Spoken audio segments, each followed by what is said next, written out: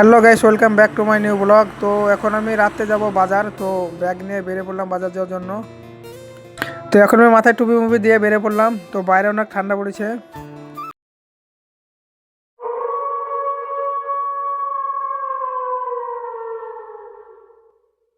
তো বন্ধুরা, সামনে কত আঁধার দেখতে পাচ্ছ। তো আঁধারের মধ্যেই আমি সাইকেল নিয়ে চলে গেলাম। তো এখন আমি পৌঁছে গেলাম বাজার, ঢুকে পড়েছি প্রায়। আমি এখন চলে যাবো একটা ফলের দোকান। তো আমি দোকানে এসে জিজ্ঞেস করলাম নারকেল আছে নাকি। তো দোকানে বলছে এখানে নারকেল নেই। তো এখন আমি চলে যাব অন্য দোকান। তো এখন আমি চলে যাব এই সামনে একটা দোকান আছে ওইখানে।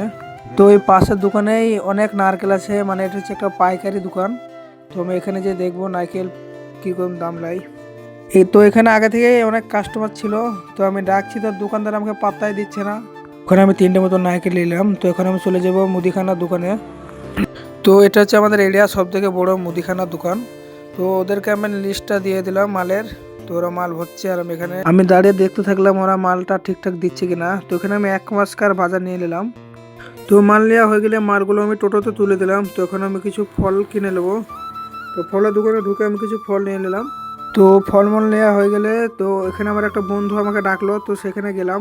তো তার সাথে একটু কথাবার্তা করে এখন আমি বাড়ি চলে যাবো। তো আজকের ব্লগটা এখানে শেষ করছি। তো টাটা, বাই বাই, ফলো করে দাও।